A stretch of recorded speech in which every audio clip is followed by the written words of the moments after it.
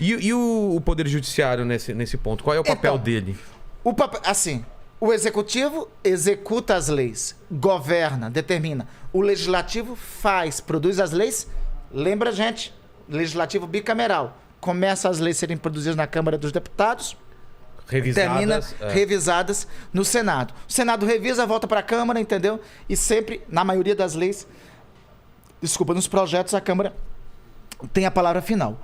Ao Judiciário cabe a função de... O Legislativo tem duas funções. A primeira é essa, fazer leis. A outra é fiscalizar o Executivo e os demais poderes.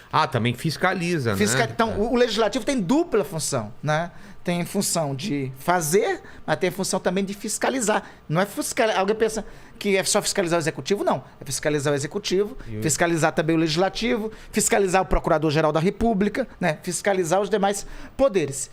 E o Judiciário é quem julga, analisa as leis. Quando há controvérsia sobre uma lei, né, é o Judiciário, no caso é a Suprema Corte, o Supremo Tribunal Federal, que faz o julgamento.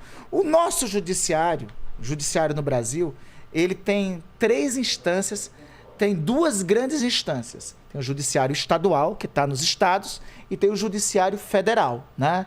O Judiciário Federal, né, ele tem... instâncias distintas. Tem o juiz de primeiro grau, tem os tribunais regionais federais, tem o Superior Tribunal de Justiça e tem o Supremo Tribunal Federal. O Supremo Tribunal Federal só tem uma função: julgar as matérias que dizem respeito à Constituição. Ou seja, controvérsia sobre o artigo da Constituição vai para o Supremo Tribunal Federal. A função do Supremo Tribunal Federal é somente essa. Era só essa, mas... É só essa. Mas faz mais coisa. Não, o Supremo só pode julgar as dúvidas sobre a Constituição. Dá um exemplo. Por exemplo, vamos lá. Uma coisa que muitas as pessoas falam aí, primeira e segunda instância. Exato. Né? Porque veja que eu falei que no Brasil tem a Justiça de primeira instância, que é o Juizado Federal de primeira instância, tem o Tribunal Regional Federal, que é de primeira instância, né? E tem as instâncias superiores, que é o Superior Tribunal de Justiça e o Supremo Tribunal Federal. Aí o pessoal falou mais o seguinte: não, tem assim, segunda instância de julgamento, né? Segunda instância de julgamento significaria o seguinte: um cidadão é julgado por um juiz, é condenado. Certo. Se ele tiver uma condenação da Corte Superior, que seria, vamos lá, o Tribunal de Justiça ou o Tribunal Regional Federal, né? Então, ele cumpriria a pena a partir daí, né? Esse é um tema que foi resolvido e é debatido sempre lá no Supremo Tribunal Federal. Por que ele é debatido lá no Supremo Tribunal Federal? Porque diz respeito a uma questão constitucional. Qual é a controvérsia sobre isso? A Constituição reza num dos seus princípios o seguinte: todos são inocentes até que se prove o contrário e até conclusão do julgamento em última instância. Em linhas gerais, diz isso a Constituição. Só que em momentos diferentes, o Supremo Tribunal Federal teve entendimentos distintos sobre isso. No momento, o Supremo Tribunal Federal disse: não, mas a última instância é a segunda. E depois o Supremo Tribunal Federal disse: não, última instância é a última. É até onde ocorreu o último julgamento no Supremo Tribunal Federal. Né? Entendi. Isso é uma questão, é uma controvérsia constitucional. Não está fechado isso, então. Hoje tem um entendimento de que o princípio constitucional é que alguém só pode ser julgado e condenado quando o julgamento passar por todas as instâncias e a última instância não é a segunda instância. Não é? No entendimento de hoje do Supremo Tribunal Federal. Esse entendimento, o entendimento das questões constitucionais, muda conforme vai mudando também a composição do Supremo Tribunal Federal. Né?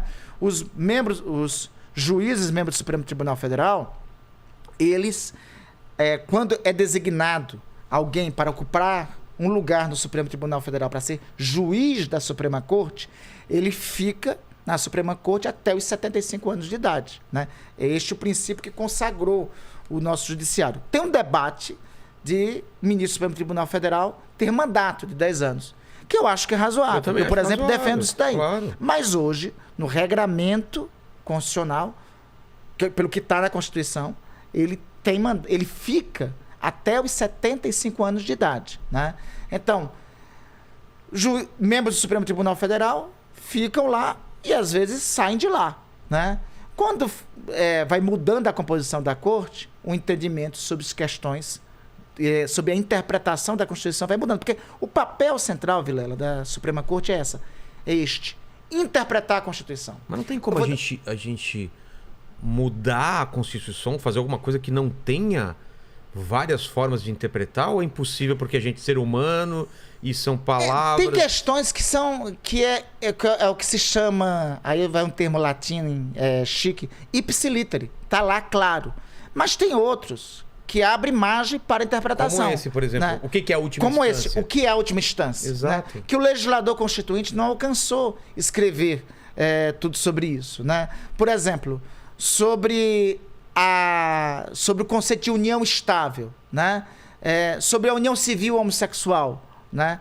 Há interpretações do Supremo Tribunal Federal de alguns que... A interpretação hoje majoritária do Supremo Tribunal Federal é que a união civil, como a Constituição fala em união estável e não fala tipicamente, claramente, união homem-mulher, então a união civil homossexual, segundo a interpretação de alguns membros da Suprema Corte, né? Hoje, segundo a interpretação da maioria, ela é contemplada pelo texto da Constituição. Por que é necessário uma corte com essa característica? Porque quem faz a Constituição, escreveu a Constituição ao seu tempo. Sim. Tem coisas que, ao longo do tempo, talvez a Constituição não tenha dito expressamente, mas que o espírito do legislador tem que ser interpretado pela Suprema Corte. É assim no Brasil, é assim, por exemplo, nos Estados Unidos. Também é assim. Lá é a mesma coisa.